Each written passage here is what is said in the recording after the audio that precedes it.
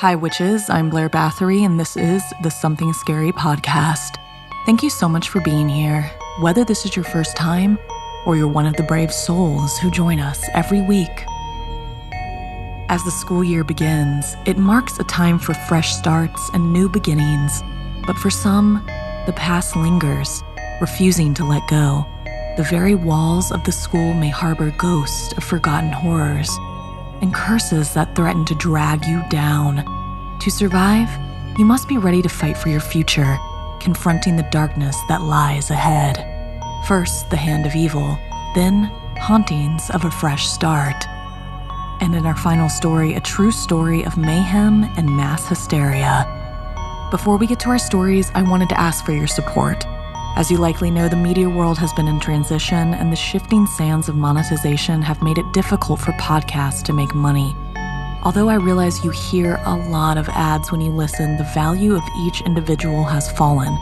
So much so that we are now running more ads and making less money. To help us continue to produce the weekly podcast and video, we are asking fans to join our Patreon as a paid subscriber. It's only $5 per month. That's just over $1 per episode, and it's one of the ways you can help Something Scary continue to grow. Go to patreon.com/snarled and join us today. Thank you so much. We are incredibly grateful for the support of all of our listeners. So, wanna hear something scary? Hauntings and hysteria in academia. Knowing something feels wrong is only half the battle. You need to find the strength and knowledge to do something about it. Like in this story, inspired by Jack.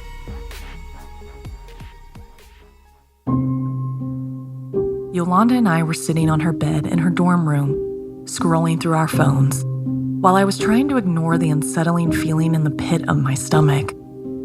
Typically, we'd be out partying, or I'd taken Yolanda on a date, but there was a hurricane bearing down on us. The skies were green and the wind rattled the old windows of the building. The air outside was heavy with the kind of chill that made you feel something was watching, waiting just beyond the darkened windows. Suddenly, Yolanda stiffened beside me. Her phone slipped from her hand as she stared out the window, and her face drained of color. I followed her gaze, my heart pounding. At first, I saw nothing. Just the familiar outline of the creepy old buildings across the courtyard. But then something moved. It was big, hunched over, and on all fours, slinking around the building. Before disappearing into the trees, it locked eyes with me, seeming to stare deep into my soul. I was overcome with fear, knowing deep down that whatever we had seen was not a dog or a fox. It was too big, too unnatural. I tried to shake off the dread that was crawling up my throat. I tried to tell myself that we were safe inside, even though it felt like a lie. I was trying to be tough. The room grew thick with tension as we both struggled to make sense of what we'd seen. In a frantic search for answers, I pulled out my phone, scrolling through endless articles and blurry photos until one word kept coming up: skinwalker. The stories spoke of creatures that could take on the form of animals, only they were bigger, stronger, and far more dangerous. I'd shared what I'd read with Yolanda, and the weight of the situation pressed down on us, making the room feel suffocating. Yolanda, her voice barely above a whisper, suggested we call Willow, a girl who lived in the same building, who was known for her all-black aesthetic and her obsession with the supernatural. She knew all kinds of urban legends, from her grandmother and their Native American ancestors. When Willow arrived, her expression was grim, like she already knew what we were dealing with. Without wasting a moment, she revealed a small pouch of crystals and asked for salt. I grabbed some packets from the kitchen that were left over from Chick-fil-A. Willow immediately began salting the windowsills, placing the crystals at each corner as she muttered something under her breath that I couldn't quite make out. Her actions were methodical, precise, as if she'd done this 100 times before. But when she finished, she turned to me with a look that made my blood run cold. We need to do the same with your room, now.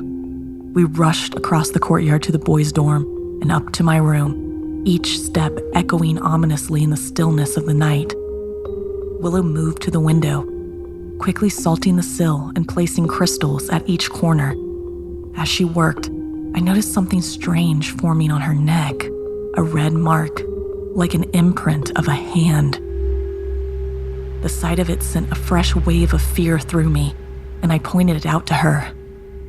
Willow's face went pale as she reached up to touch the mark. She knew exactly where it was. She said as long as the mark doesn't stay, there is no entity attached. She finished her task and turned to us, her voice tense. "We need to leave, now." We bolted out of my room, not stopping until we were back in Yolanda's dorm. The safety of the space was fleeting, thinking about the mark on Willow's neck. The following morning, we returned to my room, hoping the daylight would bring some sense of normalcy. But the room felt wrong, the air still tainted with something unseen. Yolanda noticed the salt barrier wasn't connected. In a panic, she called Willow to come back over to my room.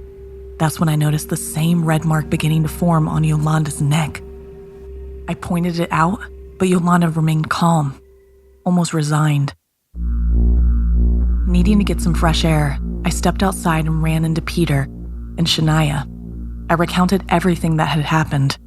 Shania, ever the skeptic, suggested it might have been a fox we saw, but the unease in my gut wouldn't let me believe it was something so mundane. The feeling in my room was so strange, too dangerous. Shania and Peter, now curious, wanted to go back to my room to see for themselves. When we stepped inside, Willow and Yolanda were busy salting and rearranging crystals. But still, the change in the atmosphere was immediate. The air was filled with tension, as if the walls themselves were closing in. Peter's expression turned serious, and Shania, normally so confident, looked scared. We left quickly, the oppressive feeling following us like a dark cloud. Back outside, I tried to shake off the dread that was consuming me. I stared at the floor, a sudden, inexplicable feeling washing over me. Without thinking, I blurted out, "They finished salting my door." Shania looked up from her phone, confusion on her face. She quickly dialed Willow to confirm they had just finished salting my door. Shania turned to me, her face pale with disbelief. "How the hell did you know that?" I had no answer, just the same fear gnawing at the edges of my mind, a feeling I could not escape. When Willow came outside, she looked at me with an intensity that made my skin crawl. Her words were like a punch to the gut. "I believe you could be possessed." My blood ran cold as I immediately grabbed at my neck. I could feel it, a handprint. I stared at her, my mind racing. She instructed me to close my eyes, and as soon as I did, I felt my lips curl into a wicked smile. I tried to stop it, but my body was no longer my own. Laughter bubbled up from deep within me, high-pitched and unnatural, like it belonged to someone or something else.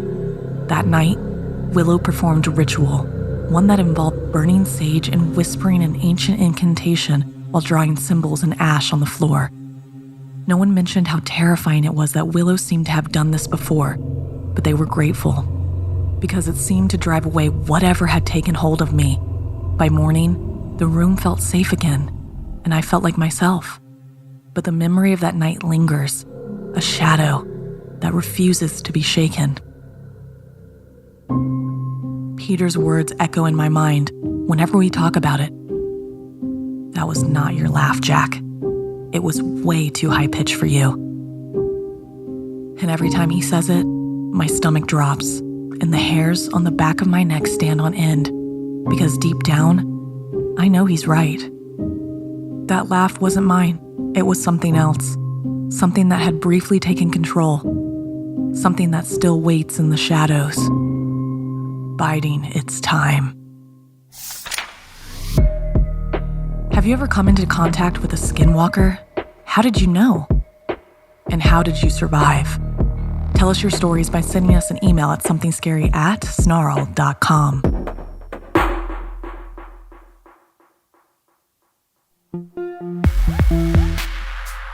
Just because we get to have a fresh start doesn't mean our past won't catch up to destroy us, like in this story inspired by Isabella. Isabel had just returned home from an assignment in the Peace Corps teaching children. It was challenging, a fulfilling job, but also very dangerous, as the regain where she worked was ravaged by war. Although she felt sad and worried about leaving, she was happy to be back home, setting up her meticulously organized kindergarten classroom. She had spent countless hours over the summer arranging every detail. As the first day of the school year approached, Isabel felt a familiar mix of excitement and nerves. The first day was going smoothly. There was one child, however, who caught Isabel's attention in a way that made her uneasy. It was a small girl with pale skin, unkempt hair, and deep, unsettling eyes. She sat silently at the back of the room, never raising her hand, never speaking unless spoken to. Isabel couldn't recall seeing this girl's name on the class roster. At recess, while the other children ran and played, Isabel approached the girl and asked her name. The girl whispered, "Kaya," but offered nothing else. Isabel tried to remember whether the name seemed familiar from one of the students she had while teaching in South Africa. She decided to check with the office later, assuming the child had been registered late or there had been an oversight. But as the day wore on, Isabel found it increasingly difficult to keep her mind off Kaya. The girl never participated in activities, simply sitting at her desk, staring into space. There was something unsettling about her stillness, her silence. At the end of the day, Isabel said goodbye to the children who left with the teacher on duty to meet their parents and find their buses. While Isabel was cleaning up and rearranging a few things, she looked up to see Kaya standing at the door, watching her. "Your mom or dad will be here soon, Kaya," Isabel said, trying to sound reassuring. "You should go wait outside with everyone else." The girl said nothing, only turned and walked out of the room, her footsteps eerily silent against the linoleum floor. Isabel let out a breath she didn't even realize she'd been holding. She shook off the strange feeling that had settled over her and continued cleaning up. As she wiped down the last desk, Isabel heard a soft giggle behind her. She turned, expecting to see one of her students who had wandered back in, but the room was empty. She shook her head, chalking it up to the exhaustion of the first day. Then the sound came again. This time it seemed closer. She felt certain it was a child's laughter, high-pitched and echoing off the walls. Isabel's heart raced as she looked around the room, but there was no one there. The laughter stopped, leaving behind an oppressive silence. She peeked into the hallway, but it was completely deserted. She laughed at herself for feeling freaked out over the sound of a small child. She returned to her classroom, anxious to finish up and go home. But as she crossed the room, she caught a glimpse of movement out of the corner of her eye. She turned, but again nothing was there. Trying to dismiss the growing fear, Isabel busied herself with her final task for the day, setting out supplies for the next morning. Yet she felt as though she was being watched. She turned around to leave, and her blood ran cold. Kaya was standing in the center of the room, staring at her with those wide, vacant eyes. She asked Kaya what she was still doing there, but the girl didn't respond. She just stared, her expression blank, her eyes dark and hollow. Keeping her voice calm, Isabel once again told her it was time to go home. Still, the girl remained silent. Isabel felt a sudden wave of nausea. She asked the child who she really was, but the only reply was a slight smile, then a whisper. "You shouldn't have left," the girl said. The room seemed to grow colder, the air thicker. Isabel's heart raced as she tried to make sense of what was happening. She questioned Kaya again, desperate for answers. But the girl only tilted her head and repeated, "You shouldn't have left." The lights in the room flickered. Isabel's fear turned to panic. She had no idea what Kaya was talking about. Kaya's eyes seemed to darken further, becoming almost black. "You left me. You left us all." The room began to wrap around Isabel, the walls closing in. The laughter returned, echoing through the room. But it was no longer just Kaya's voice. It was a chorus of children's laughter, distorted and sinister. "Stop it, Kaya, stop!" Isabel screamed, covering her ears. Then it hit her. Kaya! One of the girls from the Peace Corps, who was left behind when it was time for her to move home. Had something happened to her? How did she get here? "What happened to you?" Isabel pleaded, but the laughter only grew louder. Isabel felt her sanity slipping away as the sound enveloped her, driving her to the brink of madness. Suddenly, the laughter stopped, and the room was plunged into silence once more. Isabel looked around, her breath coming in ragged gasps. Kaya was gone.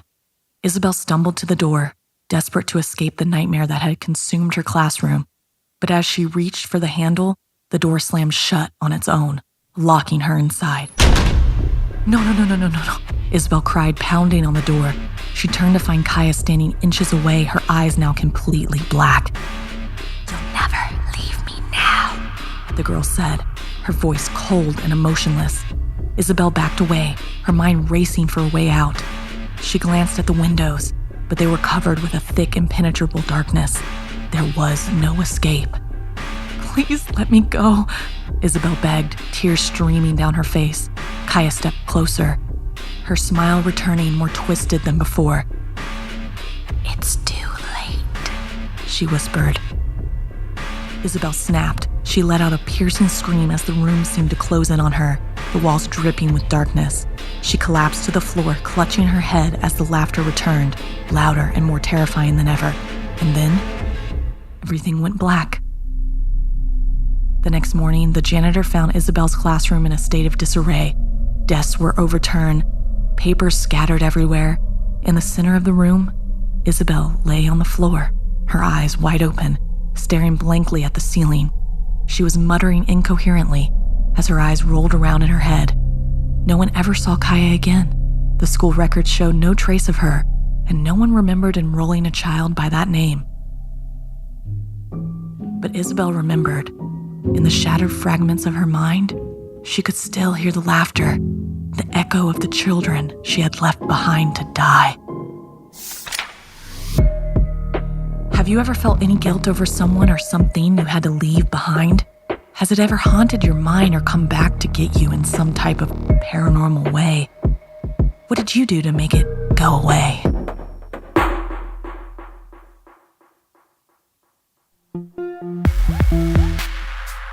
The only thing more contagious than gossip is mass hysteria, and that can get everyone killed. Based on a true story. It was an ordinary morning at Yanagawa High, kind of day where the sun blazed hotly above and the air was thick with humidity. Classrooms were filled with the familiar chatter of students, trying to distract themselves from the oppressive heat. Asami sat by the window in her first-year class, absent-mindedly twirling a strand of hair around her finger. Her mind wandered to the recent school trip to Mount Hiko, a place steeped in local legends and ghost stories. She wasn't one to believe in such tales, but the trip with all the creep stories took up space in her mind. The teacher's voice droned on at the front of the classroom, but Asami wasn't paying attention. Instead, she found herself glancing at her classmate, Yu, who sat in the row in front of her. Yu was always so lively, but today she seemed off, pale and fidgety. Asami noticed her friend tapping her fingers nervously on the desk, her eyes darting around the room as if she was expecting something terrible to happen. Suddenly, Yu let out a piercing scream, jolting Asami and the rest of the class from their stupor. Yu's body convulsed violently, and she slumped forward, her face contorted in pain. The classroom erupted in chaos. Asami watched in horror as Yu's limbs stiffened unnaturally, her eyes rolling back into her head. Asami's heart raced. "Yu!" she shouted, jumping from her seat. She wanted to help, but her feet felt rooted to the ground. The teacher rushed over, but before anyone could react further, another girl screamed. Then another. The sounds of fear and pain reverberated through the walls, drowning out all rational thought. It was like a chain reaction. One by one, girls began collapsing, their bodies twisted in agony. Some cried out for help, while others muttered incoherently. Asami's breath caught in her throat as she saw her classmates writhing on the floor. their faces contorted with an emotion she could only describe as pure terror. The rumors had started circulating almost as soon as the first girl collapsed. A whisper among the students, a shared glance of dread. The ghost of the headless girl from Mount Hiko. The thought was absurd, but the fear was real. Asami remembered the stories told during their field trip, how the spirit of a girl who had been brutally murdered in the area would possess those who ventured too close to her resting place. She had laughed it off then, but now, with her friends writhing in pain around her, she wasn't so sure. The teachers tried to maintain order, but the situation was spiraling out of control. Asami heard her classmates crying out, their voices blending into a storm of despair. "Kill me!" one girl screamed, her voice raw with desperation. "Die!" Another shrieked, clutching her head as if trying to banish something from her mind. Asami felt a cold sweat break out across her skin. She backed away slowly, her legs trembling. The classroom, once a place of learning and laughter, now felt like a cage, a place of horror from which there was no escape. She could hear the frantic whispers of the other students still conscious, their voices filled with fear. "Did you hear? They say it's the spirit from the mountain. It's a curse." Asami's head spun. She needed to get out, to breathe, to escape the suffocating terror that had hold of her. But as she turned to flee, she caught sight of her own reflection in the window. For a moment, she didn't recognize the girl staring back at her, wide-eyed, pale, and terrified, almost an alternate version of herself. The panic had spread beyond the classroom. In the hallway, Asami could hear the distant sounds of screams and shouts. The once orderly school was now a scene from a horror movie. Students ran frantically, trying to find help, but there was none to be found.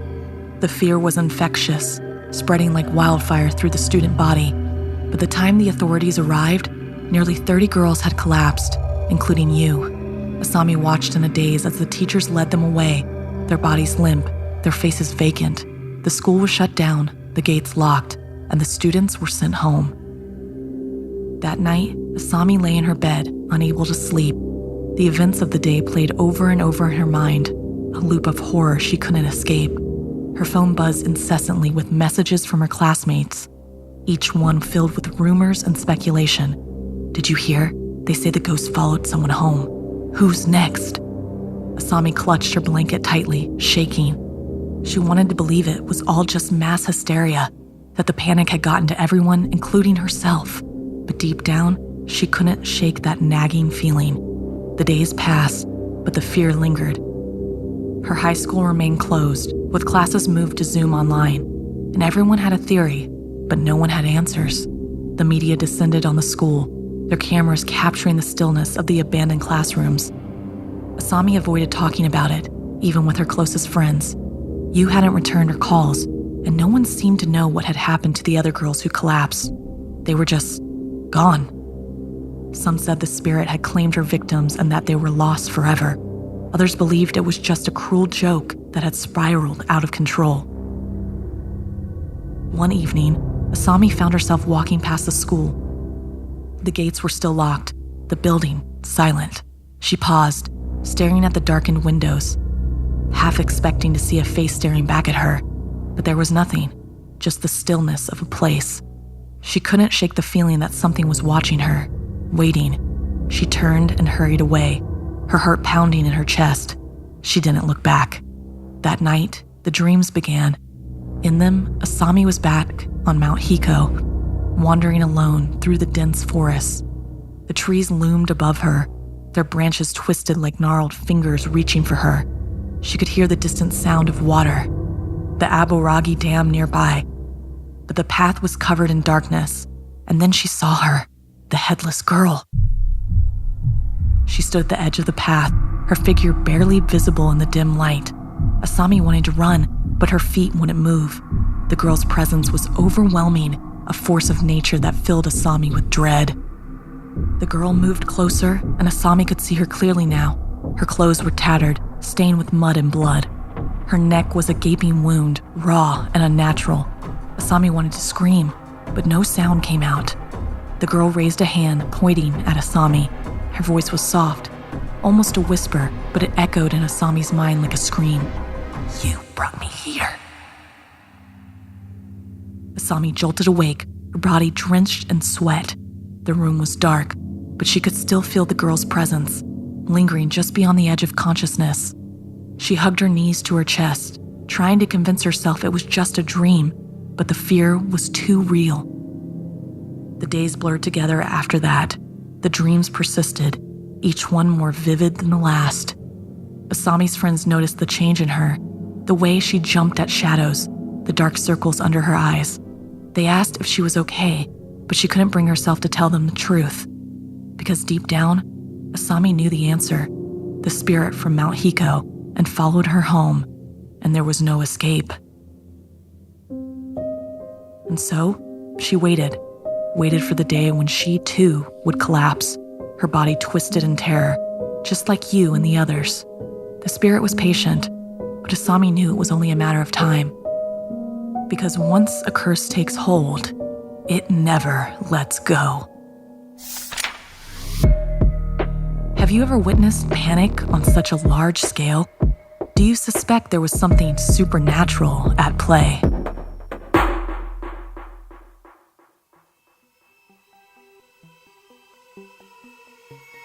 This week's podcast stories were edited by Sarah Lukasiewicz, narration by Blair Bathory, audio edited and mixed by Fitz Harris, additional audio editing by Calvin Linderman, produced by Anna Villalobos, executive produced by Gail Gilman, music by Sapphire Sindalo and Calvin Linderman.